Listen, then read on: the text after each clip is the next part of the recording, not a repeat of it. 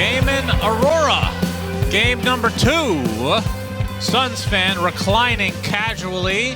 Cinderin stuck up as always with your very good posture. You think you're better than me with your posture? I know I'm better than you.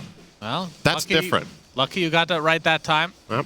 You've been wrong a lot this tournament. That's why you owe me a $100 dinner. Damn it. Can't wait to cash that in. As Aurora versus Gaimin game 2. So Gaimin, like we talked about, last game was just kind of all over the place, very chaotic. I want to say the first half of the game, honestly, it just felt like both teams were getting warmed up. It was not the crisp execution that we're used to seeing at this level of play, but eventually things got a little bit more normal. But Gaimin were able to finish it up. I think we're expecting higher level of play from both teams this game.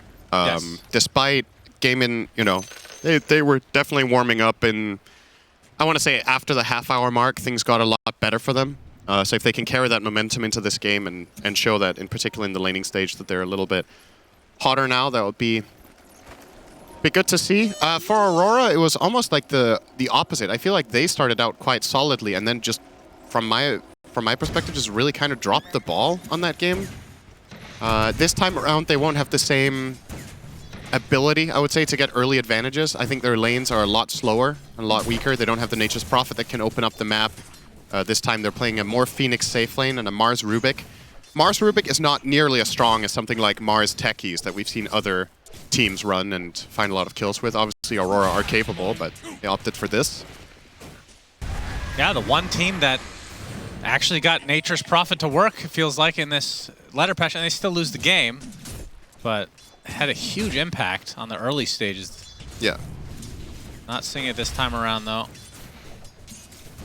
As seeing a lot of Phoenix this tournament as well. It feels like Techies, Phoenix have gotten quite a resurgence. Yeah.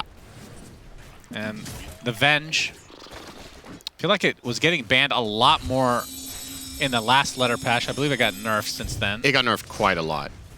Level 1 Wave of Terror went from 85 to 60 damage, for example. That wasn't the only nerf. There was one more, which I'm forgetting off the top of my head right now. But it wasn't just that. Gaimin will get their hands on Timber this game, which is a hero that has been... Does it have almost 100% contest rate, I think? It's like 97, Is it really only 97? I think so. I think it was 96 the other day. The 100% was Chen. That was literally every game. I don't think Timber was I'd love to find out what teams ignored Timber entirely. Yeah. But yeah, banned for a reason. And Gaimin will be able to see if it's still broken or not. Ace is very good at that hero. I think he's one of the best in the world on this. Is he not good at any hero in the game, Cinderin? Well, I mean, that's a fair point. He's just a really skilled player overall, but you know, he has his... I think the panel talked about it. Ace's signature playstyle is very aura-centric and team items. Yeah. Timbersaw doesn't really build like that. But so among the heroes that aren't really teamfight initiators, I would say this is probably his single best one from that offlane. Obviously got very renowned for his Underlord that isn't particularly good this patch. He plays a great Centaur. He has not been playing Mars, which is honestly a big surprise for me, that he's only played that one game. I think the panel said before the first game. Yeah, that is surprising. He's also... You would think it would be quite good for him. Is Tide not a hero right now? I feel like we've seen a lot of that. His Tide is great as well. Yeah, not the biggest pick of this tournament, to say the least. He's going to TP out to the tier 1, so... This is such a free Timber game. Timber lane, I mean. I don't see more Phoenix doing anything to him as soon as he gets the helm. The Phoenix is going to tickle him. Timber is one of the heroes that actually cares the least about getting Fire Spirits on him in lane, because he can still CS with a relatively cheap spell, cost efficient. And this gives a lot of flexibility to Tofu. It always feels great laning with Timber. And a big part of the reason this hero is as powerful as it is not about its own lane. It's about the fact that the map opens up. You can just leave Timber alone because he's borderline unkillable already. And it means your position 4 is now free to create a power play across the map by gating, can gank mid, can go contest runes. whatever they want. They can stack. Yeah, I think from Gaimin's side, just having Puck and Timbersaw in the game when there's a Medusa is actually a perfect complement. You have two heroes that should be running around, doing tons of damage, creating a lot of havoc, and then you just have this Medusa that can get, you know... I mean, the Medusas have been getting a little bit more involved. It used to be like 4 or 5 slotted before you start to actually fight. Now it's like sometimes second item, but usually third before you're ready to start going. But I feel like these heroes create a lot of space for that type of a carry. 100% agree. I really like Gaimin's lineup. I think just on paper, without even knowing the opposing team, it just looks nice in his... Oh, the blast off. Don't worry, we got that on camera, guys. You guys just blinked. Great job from Tofu. Blast off from the tree line. 23 Savage is pinging out a lane board that isn't there. It is 5 minutes in the game and there's a 2K lead already. Is Ollie? Ooh, will dodge the sticky bomb. Yeah, it's going to get bullied away, though. This lane is rough. Ace. Level 4 now. I assume he takes a level of I like this rotation from Celery a lot. If this works out, 23's game is toast. Yeah, he's attribute shifting right now. Now they're going to know. All right. The wave of terror. I liked it a lot until he wave of terrored him and showed him he was there. But maybe, I guess he just assumed from the movement from 23 that he knew with that ward that it does turn out they have here. But just with his limited knowledge of what's going on at this exact time of what vision they have, I really like the idea from Celery to go here this quickly. Oh. Didn't get the outcome he wanted. Yeah, that's going to force a TP out as he stuck around a little bit too long. Telekinesis back into tower range. Tries to deny himself, but Q gets the finishing blow. So good job from Aurora, trying to stem the bleeding. Already this early on, we're talking about a net worth lead that's kind of significant for Gaimin. The trends in this direction seem to be a lot of trouble for Aurora.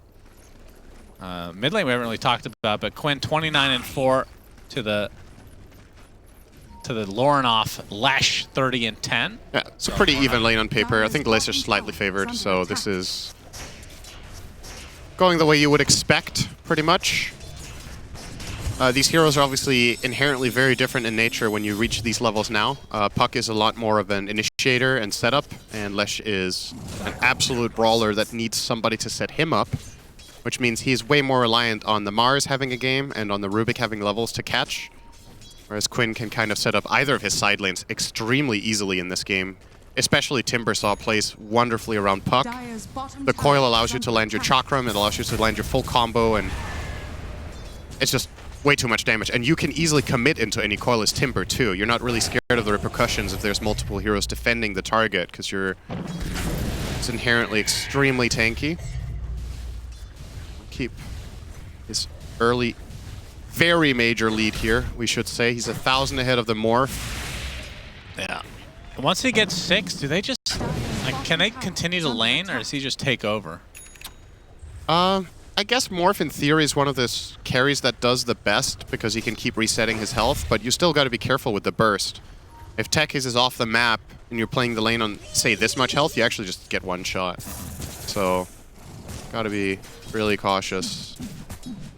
But Morph going jungle minute 7 is just not a thing, right? Like, that surely cannot be the way to win this game. You know, another reason not to keep talking about how much we like Gaimin's lineup, I like Medusa on Dyrachyo quite a bit because it kind of contains him, his aggressiveness, let's say, because it is a siege type hero as Quinn. What's that called? A straight jacket. Quinn? Ooh. Diabolic Edict, not enough from Lorenoff, but Quinn's gonna have to go back to base. Yeah. Top rune will be claimed by Tofu, so it will. But you know what I mean, right? Like. Oh, I know what you mean. Celery gets the magic missile off. Tofu trying to help Celery out, but will eventually drop. Wisely chooses not to go in, but then he does go walk right back into them. He has a damage rune, so he's very, very confident as he runs away. Some and good 23 space. Savage is making his way over as well. A little Timber chain as he turned into Timber to be able to finish that kill. That worked out for 23 Savage pretty nicely. Yeah, they do get Tofu, but that was a 4-man chase for like 30 seconds to kill. Yeah, Dyrachyo is just left so not all too alone. great, really.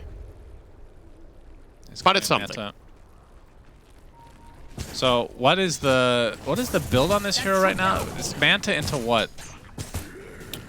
I think it depends. We've still seen some players go Conda sometimes, I think. Really? Oh, that's actual late game. You don't get like an early phylactery. Yeah, I mean, I feel like you could get it second, but usually Medusas will just go stat items, right?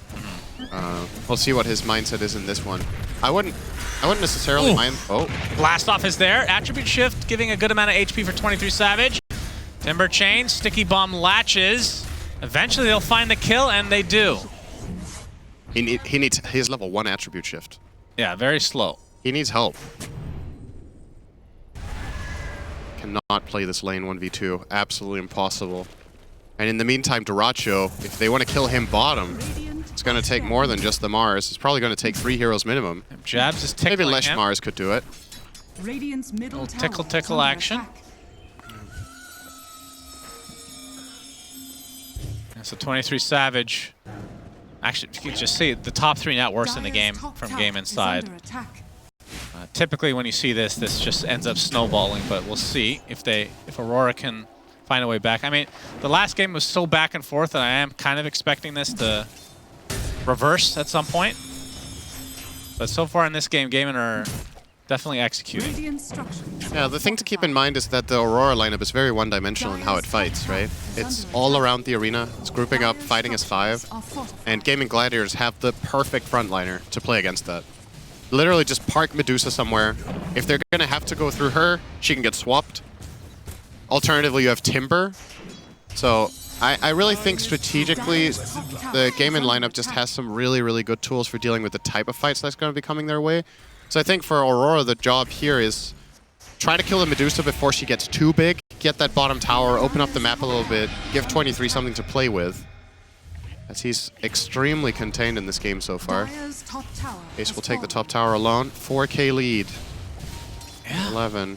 And this is more reminiscent to Gaimin of old, where they don't necessarily even have to find a lot of kills. They just find more efficiency in the laning stage. Yeah, way more.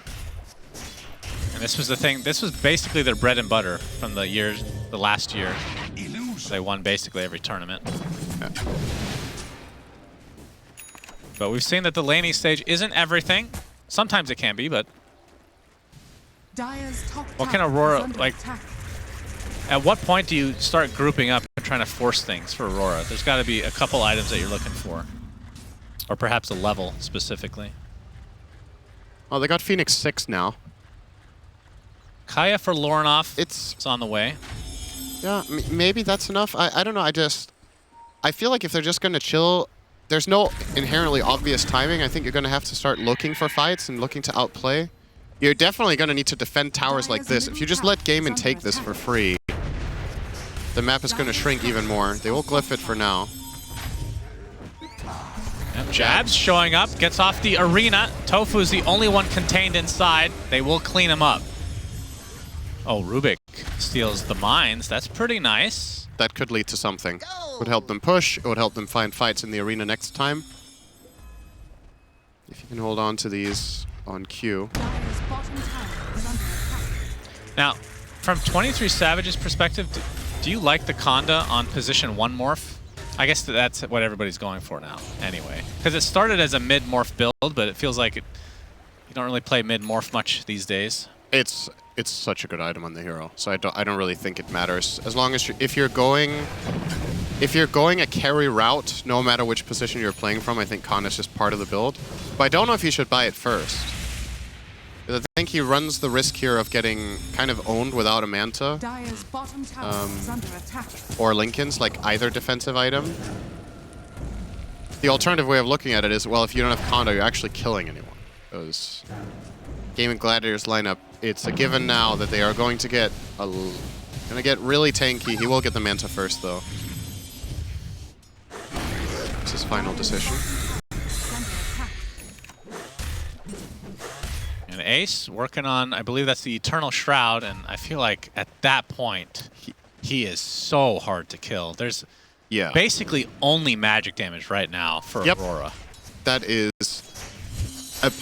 from from my perspective, a quite big problem with their lineup is that Morph needs to get huge before itemization becomes a challenge for Gaimin. Yeah. Lornoff picks up the invis, will be taking a half HP for his troubles. You can see the mines being placed by Q now. Hoping for someone from Gaimin to pursue, but it's not to be, because they are just waiting for, at the very least, the Eternal Shroud, but Dyrachyo has his Manta already. But obviously, like we talked about, that's a hero that just wants to wait for at least the second, probably third item.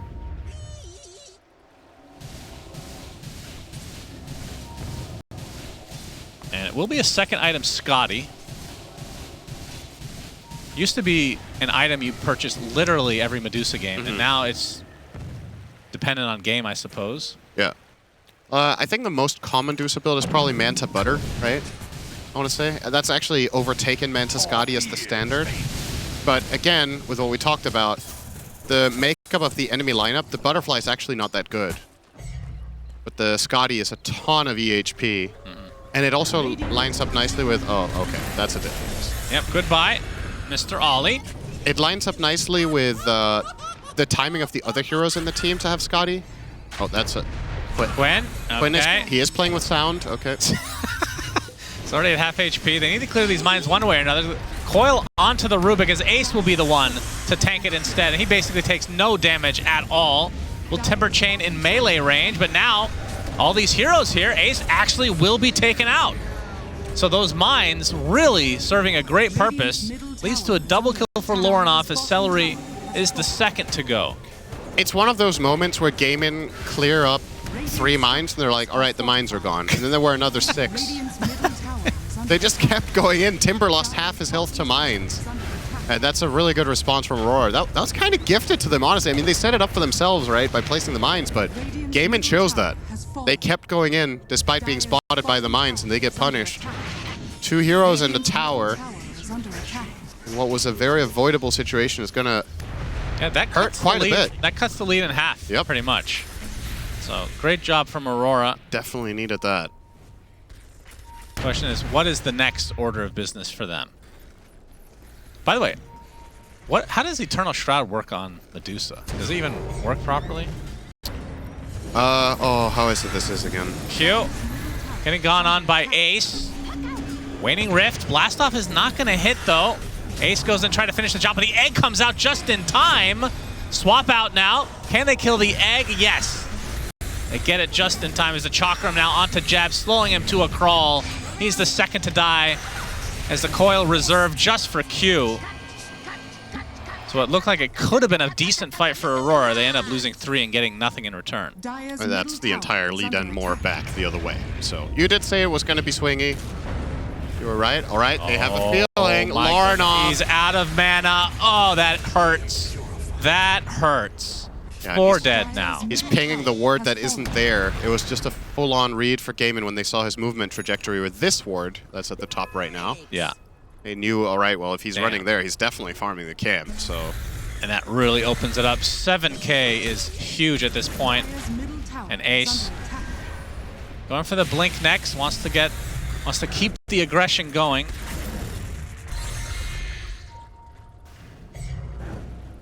Celery's actually working on an Ags very early. He's really farmed, actually. Yeah, wow, okay. Drums into Ags. Yeah. God, it's just... I just cannot get used to supports being this farmed this early, just in general. Like, he's bottom 3 net worth overall, but that's still quite a bit. Yeah. If you're on the winning team and you're getting a lot of bounty runes and getting in some skirmishes, it will compound pretty quickly. Quinn versus Ollie. I know who I'm choosing to win this battle. Yep, uses Let's coil. go, Ollie. And he places the ward right in Quinn's face. Not sure if they spotted that. Doesn't look like Quinn noticed. At least he didn't ping the ground. Gaimin starting to run away with this, and this is without the Medusa being involved in any capacity other than farming. Yep. Which is debatable whether that's involvement. Okay. That should help. Your word's not mine. It's involved in the game. Okay, that's not in the fights. That's good. Dyrachyo pops the Manta. Will use the Stone Gaze as well. Gets put onto the low ground. looks like he might want to fight as the rest of his team tries to connect. There's the jump in from Ace into the blast off onto 2. The egg is placed in time. Tofu's going to be the trade, so it's a 1-for-1 to start. Nice Arena. Arena with the spear only onto Ace, but the egg will proc. He's still very healthy. See if he wants to chase his 23 Savage. Left with basically no mana. Quinn will finish off the Phoenix again. And Jab's likely the next on the list. Trying to go for Celery, but it's not to be. Ends up being a 1-for-4. That could have been even worse for Aurora, because that was at least a good Egg-Mars Arena combo where they protected the egg with the Arena on the outside. They just don't have enough in the tank, and they can't kill Ace. That's that lineup problem we were talking about with damage, right? Like, he's literally just going in there and tanking basically everything. He's sitting alone in this arena getting pounded away on by Morph for 5 full seconds. Mars is using everything. It doesn't matter. Yeah. He's too big. And Quinn will clean house here, with the exception of 23, who will manage to find a way out. Jab's trying to run down Celery. The state of affairs not so good for Aurora in this game number 2. So Scotty is there now for Dyrachyo. And considering the lead, they can probably just take all these towers without even going for the Aegis. Yeah, that's a possibility. Question is when they're going to make the high ground call. Dyrachyo looks to be going for Diffusal. When you do this on Dusa, you generally finish the full Disperser after. Maybe Disperser into Roshan then high ground? Roshan? I don't know what's happening today, man. I'm having some... I promise I'm okay. Ish. You know, instead of Roche traveling to the other side, what if it was... Hey, come on. You got what you wanted, okay? This was your idea. I know. You can't... They could make the lore a little cooler. Like, what if Roche burrows during daytime, and then his sister, Roshana, could also be his wife? Okay. Depending. I mean, if you're in the south, I guess it's both anyway. Okay. But his wife resurrects from the other side. They can never be alive at the same time. Oh, that's a curse. Yeah. Okay. You like it? What does she drop? Banners, like 5 of them. And they stack. All right, that's the bigger curse.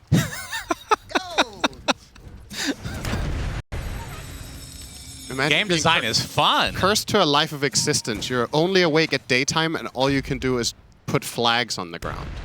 Yeah. What a life. 11K the lead. I don't know. So if you think about how Aurora has been playing this tournament in general and what this team is known for, it's playing super late game, it's playing team fights. They are generally not the most aggressive mid-game team. So now that they're in a position where the enemy team is going to be owning 60 to 70% of the map, you kind of have to rely on that team fight prowess. You can't just turtle this game. It's not a winning strategy. So the question is, what are they going to try to find here? Dyrachyo seems like a very ambitious target. And so does the Timber. Man, it's just such a checkmate, honestly. They're like so tanky. Oh, what do you... Oh. Coil expended by Quinn. Dyrachyo. Yeah, they could swap if they wanted, but they're just going to give the kill to Dyrachyo instead. Just so casual, so easy. 23 Savage turns into Puck. We'll be able to get away as a result. And now the Shiva is online for Ace. And, I mean, the only thing I can think of is, I mean, obviously the split pushing and whatnot is something Aurora needs to do, but once this Conda comes online for 23, to try to kill off some supports. But the other two, at least from, I mean, all 3 cores are just way too hard to kill at this current point in time. As Ace will show himself. That Chakram is stolen. That's something. Oh, he stole Return Chakram. Oh, you can steal Return Chakram? Oh. Yeah, but you still get Chakram. Okay. But he did steal Return Chakram. That is funny. I think it was actually a bug at one point that you could steal the return, and then you just had a spell that didn't work. That's awesome. That is. Yeah, they should have kept that in the game. That's actually so cool. Like Return X is a separate skill than X.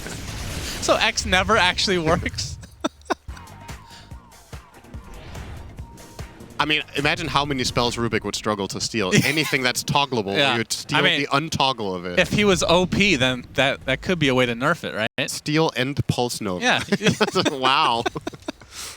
Oh. And Q, yeah, this is what they have to do. Just try to go deep into enemy territory just to push these waves, just to delay. 23 Savage is spotted, but it's going to TP out. Dyrachyo almost has his disperser now. Just the recipe away. Imagine they would just go Roche and try to end, honestly. Like, it's not like they have to, but they must be feeling... I mean, with this patch, do you think they have good enough, even with this lead, do they have good enough high ground to do that in one Aegis? As 23 Savage is spotted, bursted very low. Lornoff, though, with the backup. I mean, even if they don't get the kill, it's just forcing them away from any potential farm. Yep. It's basically a win for Gaimin. Oh my. And Ollie dies casually to some mines. Jabs jumps in, wants to fight. Rebuke onto 2. Lornoff gets a nice split earth off. Tofu's dead. Ace, they're ignoring. For good reason. Yeah.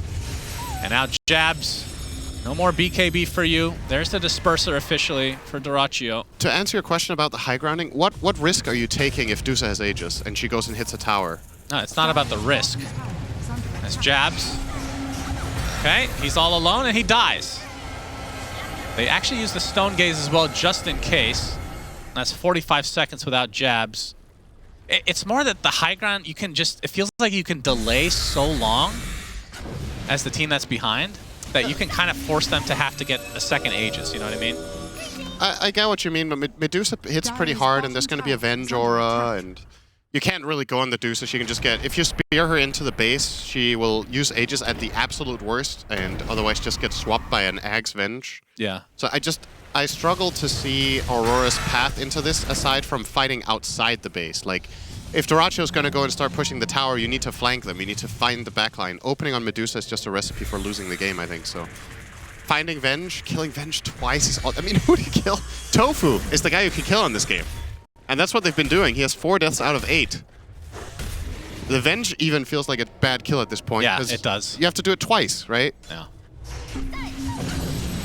Quinn spotting a lowly Rubik, but 23 Savage is also here to help out his teammate. Quinn, he's not scared. Going for the Parasma next. He's chasing here. He saw him on the lane ward. Yep. Coil expended for just a Rubik, but the rest of his team going for Roshana. Wasn't that at daytime? I don't know. Depends on the lore. We can choose. Okay, this is Roshan. Okay. Roshana is the bottom one. Do they have different abilities? Yeah, probably. We can think of those as time goes on. This sounds really stupid. I'm sure it'll be in the game in a year. Quinn. Oh, the Waning Rift. Yeah, 23 Savage. If Ace was there a second earlier, that's a kill. And he's chasing. It still might be a kill, potentially. That is the Conda now. You can see how little damage it does to Ace.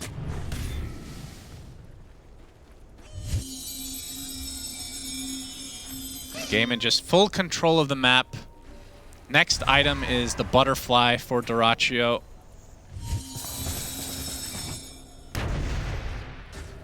Interesting, Nemesis Curse for the Mars. So Jabs wanting to go all in on somebody. I mean, they need damage. Yeah, so. any little advantage you can get, you got to take it, even if it's going to be at your own detriment, since that will do more damage to him in turn. Any damage is what they need. I mean, whatever you can buy to have the chance of killing heroes. They're very much Aegis for Dyrachyo. cornered in their base. Don't see them getting out anytime soon. All right, so you think they're going to get racks here? Yeah, I think they're going to win here. Well, let's see. Okay. Let us see if they can pull it off. Something else. Smoke is there for Aurora. Wanting to push these waves. So he got, was that 40% of the tower in one wave? They can do better, though, Aurora can. I feel like they let him get too many hits in here. Yep, Split Earth. This is the shard as well, so more annoyance. Dyrachyo. Oh, that's not the shard, actually. Although that would be really good. Honestly, just for this base defense, I feel like that's probably worth a purchase. The Lesh one? Yeah. Yeah, it's also more damage, so could be a thing. Yep, as the illusions are spaced out completely. And the tower, one more go around, not even needed. Tower down. Now Barracks next.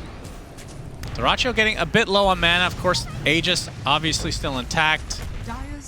I assume you wait to use Stone Gaze until Aegis is used, if it even is. Depends. I think you want to use it during a Royal, Quinn going in very deep. Dyrachyo inside the Mars arena now. Jabs trying to take out the Vengeful Spirit. Remember, this is the Aghanim Scepter. Actually uses a swap onto Quinn to keep him alive. Beautifully done from Celery. It's going to cost him his life. We'll buy back instantly, though, as Jabs takes a tumble. And Dyrachyo now, he is out of mana, so he's actually susceptible to dying this first time. 23 Savage looking for one more adaptive strike potentially to finish the job, but it's not to be. So the Barracks will go the way of Gaimin Gladiators. It's still 2 minutes on this Aegis if Gaimin want to reset after this. There's the burst potential, but the Manta gonna disrupt the combo. Splitter Oh, of that's a hits. good snake. 900 mana. Yeah, that's Lovely. quite a bit. And slowly getting towards his butterfly, which will eventually be delivered, I'm sure, during this push. Just has to dodge these fire spirits for maximum damage. And Aurora, they have to defend at some point. Jabs is back now. Dyrachyo will take a Conda. Barely feels it, though. As 23 Savage turns into Medusa. But the second set. Okay, that is the shard now. As Ace is brought back into the fray. There's the spear into the tier 4. Do they have the damage, though? Jabs is already dead. As Dyrachyo still on life number 1 of 2. So this will be 2 lanes for Gaimin. As 23 Savage turns into Medusa. But we'll have to go back and heal very shortly. Dyrachyo still not done. 1 full minute on the Aegis. As a sheep is picked up by Ace. Gonna be a sheep reveal. There's the Aegis finally used. And now expect potential Stone Gaze to come. Splitter's gonna connect, but just like that, 23 Savage gets bursted. Has the buyback, though, as the Stone Gaze into the blast off, but Lornoff able to shrug it off thanks to the BKB Bloodstone. Buyback comes through from 23 Savage. He's already in the front line as Jabs gets a nice arena. That's the Venge life number 1 of 2. So many lives to get through to be able to do anything in this fight. As the egg is placed along with the Sunray. Ace, he is getting quite low. They do have the damage to take him out. So, I mean, they get Celery, but his illusion is still up, of course. Yeah. But Aurora now down 23k. They technically force Gaimin back, but they lose 2 sets in the process. Is under attack. I think he's going to get Enchanted Quiver now on Dyrachyo, and the Butterfly, probably just a formality at this point. Wait for every hero to be alive and go top again. Don't think there's any reason to wait for the Aegis. They can, obviously. It's going to make the game even safer, so understandable if they don't try to finish, but Aurora has already proven that they're just struggling so hard to kill this Dusa and to chunk her down, and I don't even think they're playing these defenses that badly. It's just, strategically, this is just a bit of a checkmate game. When it gets to this, not even to this point, just halfway to this point, where their lineup had to get more done in the early game. They weren't able to. Gaimin Gladiators won the laning stage and just kept snowballing with a lineup that is very well crafted. To me, this is one of the more one-sided drafts of the tournament. And I say that against a team with Mars Phoenix. But, you know, the surrounding pieces matter just as much. Yeah, just so much, not much hybrid damage, just mostly magic. Now that the Conda's there for 23 Savage, he's starting to pack a bit of a punch, but it does feel a little bit too late. And it's also not just that. It's not just that they don't have that much hybrid damage. It's also you give away Timber, right? Like, this hero demands countering in the game. And I don't think they counterpicked him with a single hero. So that they also didn't really respond particularly well to that first pick. And a big part of the reason the hero's getting banned, aside from being mega strong, is that counterpicks aren't really... There's not that many to choose from. It's a strong laner. He can itemize very differently depending on the game. He can buy magic resist if he needs. He can buy offensive items. In a great game, Timber buy Blink. We've seen that sometimes. He can technically even buy auras. There was a phase where Timbers were going Greaves Pipe.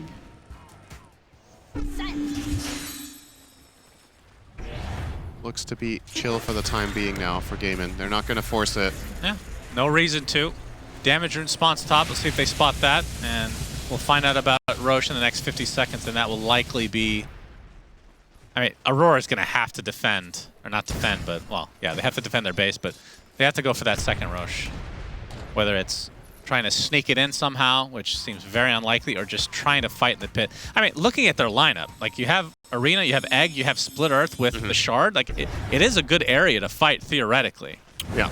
And I feel like that is just their best chance, because if you give up this Aegis and that banner, of course, it's just over. Let's see if the Gaimin wait for it. They are posturing very aggressively up top, so... I'm honestly going to be...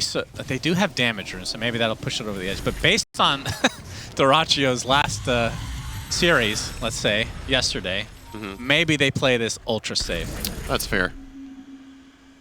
Even if it's not necessary, it's probably just a comfort thing. Like, you just want to, you know, have a feel-good game. Oh. Everything went well. Yep, Q.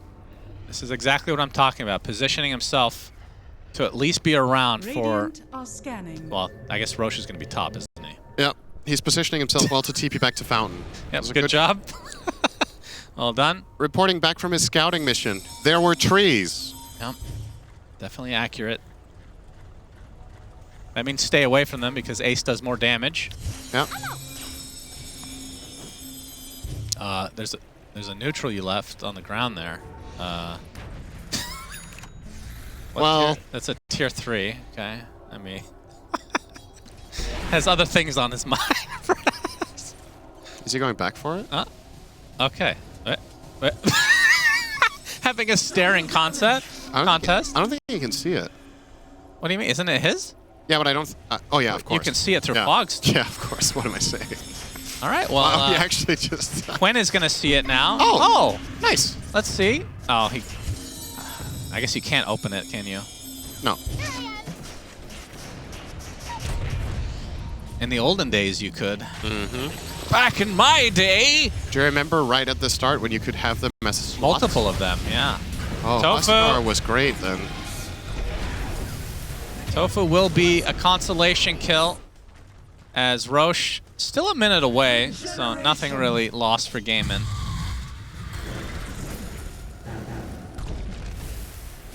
Ace now going for the coup de grace, aka the BKB. 9-second BKB in a late game situation like this against all this magic damage. Yeah. Good freaking luck, bro. How much resistance is he going to have during BKB? Well, it's multiplicative, so it's always very difficult to... What does he have right now? So he currently has 62. Yeah, okay. Close enough. He's going to have like... What's that, like 85? 90? Yeah, go ahead and do the math. You have time. As Gaimin waits for this Roche. Radiant's bottom tower is under attack. Synderen's taking out the calculator now. I'm not. You know, it's great. I can just say stuff that you're doing and people will just believe. Synderen's starting to take off his pants for some reason. Oh. Not sure why. Yeah, that one's true, though. Starting to metagame each other with what we think people, what we think we would be embarrassed about, and we're just going to own it, you know? Yeah, that's going to be, that's a really hard game of chicken when two people just don't give a shit. We would probably go so far. Into the pit, Gaimin goes. They get the Aegis. This is second Roche, I believe. So Cheese should fall. Also, one of the best Cheese heroes in the game. In the form of the Medusa. Great on Timber as well. He doesn't need. He's got BKB now. Oh, well, he is the one to carry it because Deuce has the Aegis. So Jabs has Refresher. I mean, he's been doing honestly and not that bad. It's just it feels like they're just lacking the damage still. It's really up to 23 Savage to pack a bigger punch here. Like I wouldn't be surprised. Like I feel like this is a rapier attempt. It should be going for the Morphling, but it's going to be a BKB instead. That's not going to work. I don't think so. As the tier 3 goes down, and the Mega Creeps are next for Gaimin. Aurora, you got to do something here. Jabs Oh, misses. no, not that. Yep, he's going to have to pop the BKB and run away in shame. Range Rax is dead. As 23 Savage will go in, turn into Medusa, pop his BKB, but he is losing this battle. Or is he? Dyrachyo, life number 1. And there's the arena to follow as Ace pops his BKB, so he's virtually unkillable. Blast off. Nice Phoenix Egg comes out onto Lorna, popping the Bloodstone as well. Doing a decent amount of damage in all this. They only get the Phoenix for Gaimin Gladiators. Now the fortification comes through. And this will be mega creeps for Gaimin. So despite Aurora actually having it was an okay hold. Just still lacking the damage to get a second kill onto the Medusa. Yeah. As Ace going in, Sheep, and Dyrachyo, the siege tank, will likely just continue this onslaught. The cheese is on Quinn, a little bit surprising. As the splitters continuing to be spammed out by Lornoff, the ultimate delay tactic. But Dyrachyo can hit buildings, he can hit heroes, he can do both at the same time. Arena coming out from Jabs as Lornoff stuck in no man's land. He's dead for 75. Dyrachyo, the Morphling tries to go in for one last-ditch effort, but it is not to be for Aurora today as GG's come out. And Gaimin, they completely